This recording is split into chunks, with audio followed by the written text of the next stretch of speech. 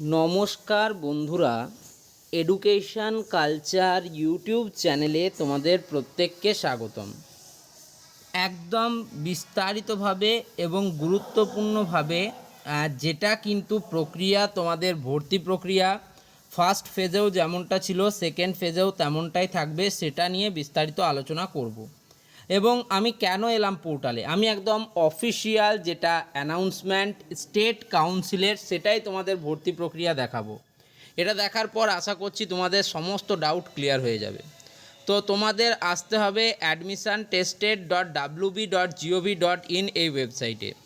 এই ওয়েবসাইটে আসার পর West Bengal State Council for Vocational Training এবং West Bengal State Council of Technical and Vocational Education and Skill ডেভেলপমেন্টের এই অফিসিয়াল ফরম্যাট দেখতে পাবে। এখানে কমন অ্যাডমিশান পোর্টালে তোমরা যদি একটু নিচের দিকে আসো, তাহলে এখানে তোমরা কিন্তু নোটিশ বোর্ড সেকশন দেখতে পাবে। এবং নোটিশ বোর্ড সেকশানে যদি তোমরা একটু ভালো করে দেখো, তাহলে তুমি এখান থেকে কিন্তু দেখতে পাবে যে তোমাদের যারা আইটিআই স্টুডেন্টরা রয়েছে তারা কিভাবে অ্যাডমিশান নেবে। দেখো 30 জুলাই 2026 তোমাদের এই নোটিশটা পাবলিশ হয়েছে, schedule of admission and counselling for ITIs 2026। তো এটাতে তোমাদের ক্লিক করতে হবে এবং এখান থেকে এটাকে ডাউনলোড করে নিতে হবে। আমার অলরেডি ডাউনলোড করা আছে, তো ডাউনলোড এগেন দেখাচ্ছে। ঠিক আছে, আমি আরেকবার ডাউনলোড করে তোমাদের দেখিয়ে দিচ্ছি। তো চলো, আমি কিন্তু একদম ড্রাইভ থেকে তোমাদের দেখাচ্ছি। দেখো 29/7/2026 এই নোটিশ। ঠিক আছে, এই নোটিশটা একটু ভালো করে যদি তুমি দেখো, এখানে দেখতে পাবে schedule of admission and counselling for ITIs 2026। ঠিক আছে, একদম নোটিশ থেকে অফিসিয়াল ফরম্যাট, আমার বানানো কোনো কথা আমি এখানে বলবোই না। ঠিক আছে, তো দেখো নোটিশটাতে কি লেখা রয়েছে। তোমাদের প্রথমে কিন্তু দেখো 1/8/2026 থেকে 4/8/2026 ফার্স্ট ফেজের অ্যাডমিশানের টাইম বলা হয়েছিল, যেটা পরবর্তীকালে বাড়িয়ে 5/8/2026 কিন্তু করা হয়। এবার যদি তোমরা সেকেন্ড ফেজের দিকে আসো, সেকেন্ড ফেজে তোমাদের সবার প্রথমে কিন্তু 6/8/2026 অর্থাৎ 6ই August 2026 second phase seat allotment বেরোবার কথা ছিল এবং অ্যাডমিশান 6 তারিখ থেকে 8 তারিখ পর্যন্ত হওয়ার কথা ছিল। কিন্তু তোমরা জানো যে কাল অর্থাৎ 8ই আগস্ট 2026 তোমাদের সেকেন্ড ফেজের সিট অ্যালটমেন্ট রেজাল্ট প্রকাশিত হয়েছে। এবং রেজাল্ট প্রকাশের পর তোমাদের কিন্তু কাল, আজ এবং পরের দিন অর্থাৎ 8, 9, 10 3 দিন কিন্তু অ্যাডমিশনের জন্য দেওয়া হয়েছে, যার মধ্যে 10 তারিখ বিকেল 5টা 30-এর মধ্যে তোমাদেরকে কিন্তু কলেজে অ্যাডমিশান নিয়ে নিতে হবে।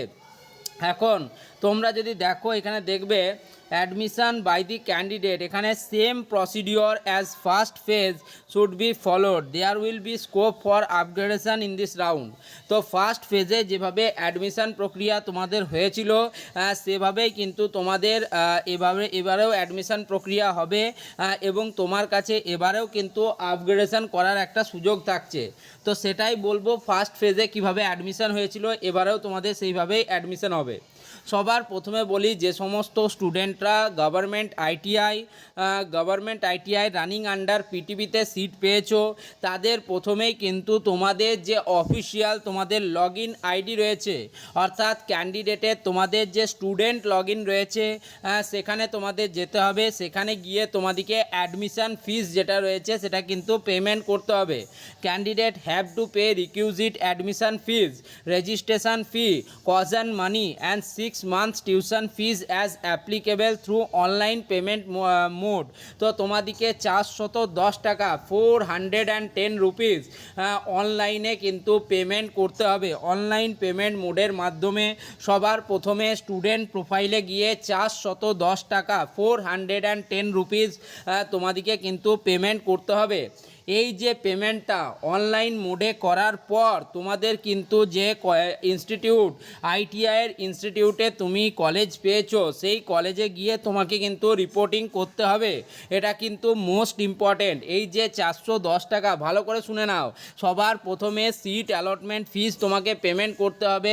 সিট পাওয়ার পর সিট অ্যালটমেন্ট ফিস যেটা রয়েছে সেটা 410 টাকা গভর্নমেন্ট আইটিআই আর government seats at government ITI running under পিটিভিতে সেখানে তোমাদের কিন্তু 410 টাকা অনলাইন পেমেন্ট মাধ্যমে পেমেন্ট করতে হবে এবং পেমেন্ট করার পর ফিস পেমেন্টের পর তোমাদেরকে কিন্তু আইটিআই গিয়ে রিপোর্ট করতে হবে, আর ডকুমেন্ট ভেরিফিকেশান কিন্তু তোমাকে করাতে হবে। এটা কিন্তু মোস্ট ইম্পর্ট্যান্ট পার্ট।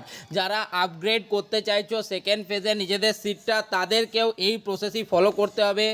তোমাদের 410 টাকা প্রথমে ফিস পেমেন্ট করতে হবে, তারপর যে কলেজে তুমি অ্যালটমেন্ট পেয়েছো সেই কলেজে গিয়ে তোমাকে কিন্তু ডকুমেন্ট ভেরিফিকেশান করাতে হবে। আগের ফেজে কিন্তু এটাই হয়েছে, যেহেতু সেম অ্যাজ প্রিভিয়াস ফেজ লিখছে সেহেতু কিন্তু এই প্রসেসটাও এখনও থাকছে। তো দাদা, ডকুমেন্ট ভেরিফিকেশানে আমরা কি ডকুমেন্ট নিয়ে যাব সেটা তো আপনি বললেন না। ডকুমেন্ট ভেরিফিকেশানে অবশ্যই যেহেতু মাধ্যমিকে প্রাপ্ত মার্কসের উপর তোমার অ্যাডমিশন হয়েছে, সেক্ষেত্রে মাধ্যমিকের মার্কশিট এবং সার্টিফিকেট অত্যন্ত গুরুত্বপূর্ণ একটা ডকুমেন্ট তোমার জন্য। তার সাথে মাধ্যমিকের অ্যাডমিট কার্ড, যেটা তোমার বার্থ প্রুফ বা এজ প্রুফ হিসেবে কাজে লাগবে। 3 নাম্বার যে জিনিসটা রয়েছে সেটা হচ্ছে তোমার 2 কপি কিন্তু ফটো লাগবে। 4 নাম্বার হচ্ছে এই যে তুমি অনলাইনে তোমার অ্যাডমিশন ফি, রেজিস্ট্রেশন ফি, কজেন মানি এবং 6 মান্থসের যে টিউশন ফিস পেমেন্ট করলে তার পেমেন্ট রিসিপ্টটা খুব ইম্পর্টেন্ট। সেই পেমেন্ট রিসিপ্টটা কিন্তু তোমার লাগবে। একই সাথে কিন্তু তোমাদের মেডিকেল ফরম্যাট, একটা কিন্তু মেডিকেল সার্টিফিকেটের ফরম্যাট কাউন্সিলের তরফ থেকে পাবলিশ করা হয়েছে 1 আগস্ট 2026-এ। সেই মেডিকেল সার্টিফিকেট ফরম্যাটটা নিয়ার বাই যিনি MBBS ডাক্তার রয়েছেন তার রেজিস্ট্রেশন নাম্বার, নেম এবং স্ট্যান্ডার্ড সিল রয়েছে এমন ডাক্তারের কাছ থেকে তোমাকে ডকুমেন্ট ভেরিফিকেশান করাতে হবে। তুমি যদি কাস্ট বা ক্যাটাগরির ভিত্তিতে কলেজ পেয়ে থাকো, সেক্ষেত্রে তোমার কাস্ট এবং ক্যাটাগরি সার্টিফিকেট, SC হলে SC, ST হলে ST, OBC হলে OBC, সেই সার্টিফিকেট কিন্তু তোমাকে প্রোভাইড করতেই হবে। ঠিক আছে। নেক্সট, কলেজে কিন্তু অ্যাডিশনাল কিছু ফিস চাওয়া হয়, যেটা অনেক কলেজেই কিন্তু নেওয়া হচ্ছে। তাই অতিরিক্ত 2000 টাকা কিন্তু নিজের কাছে রাখবে কলেজে যাওয়ার সময়। ঠিক আছে। এই জিনিসগুলো নিয়ে এবং আনুষঙ্গিক ডকুমেন্টের মধ্যে তুমি চাইলে রাখতে পারো অ্যান্টি র্যাগিং বা ডোমিসাইল, তবে সবার জন্য নয় এবং লাগবেও না, তবে তুমি চাইলে কিন্তু রাখতে পারো। ঠিক আছে। তো এই যে তুমি ফিস পেমেন্ট করলে এবং তুমি যে আইটিআই রিপোর্টিং করলে, ফিজিক্যাল ডকুমেন্ট ভেরিফিকেশান করলে, এর পরে গিয়ে তোমাদের যে কলেজ রয়েছে সেই কলেজ কিন্তু তোমাদেরকে অ্যাডমিশন দেবে। ঠিক আছে। যে মুহূর্তে তুমি এই সমস্ত প্রসেস অর্থাৎ ফিস পেমেন্ট, তারপর সিট অ্যালটমেন্ট রেজাল্টটা অবশ্যই ডাউনলোড করে নিয়ে যাবে। সিট অ্যালটমেন্ট রেজাল্ট 120% লাগবে, 120% লাগবে, সেটা কিন্তু নিয়ে যাবে।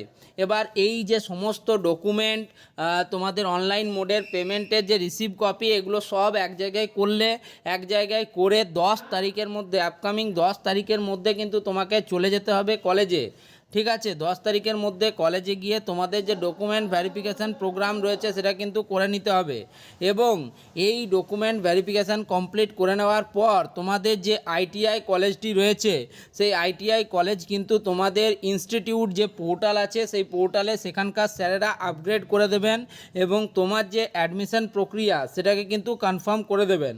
ঠিক আছে। কি বললাম, এই সমস্ত ডকুমেন্টেশান নিয়ে তুমি কলেজে ডকুমেন্ট ভেরিফিকেশান করাবে, সেইখানে যিনি সাহেব থাকবেন তিনি কিন্তু তোমার সব কিছু চেক করবেন অফিসিয়ালিভাবে। তিনি যদি দেখেন যে সব কিছু ঠিকঠাক আছে, তাহলে কিন্তু তোনারা তোমার যে অ্যাডমিশন প্রক্রিয়া সেটাকে ভেরিফাই করে দেবেন বা কনফার্ম করে দেবেন।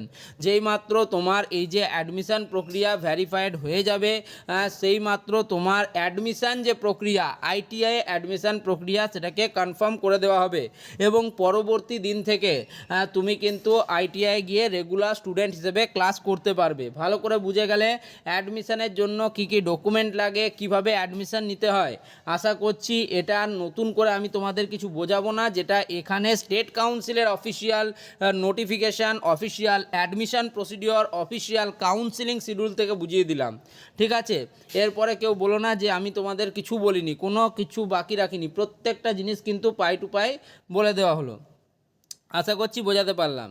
এবার এবার যারা অন্যান্য কলেজে সিট পেয়েছে, যেমন গভর্নমেন্ট আইটিআই আইএমসি কোটায় সিট পেয়েছে বা প্রাইভেট আইটিআই সিট পেয়েছে, তাদের ক্ষেত্রে ভর্তি প্রক্রিয়াটা কিন্তু পরবর্তী ভিডিওতে আলোচনা করব, নইলে এই ভিডিওটা কিন্তু অনেক বড় হয়ে যাবে।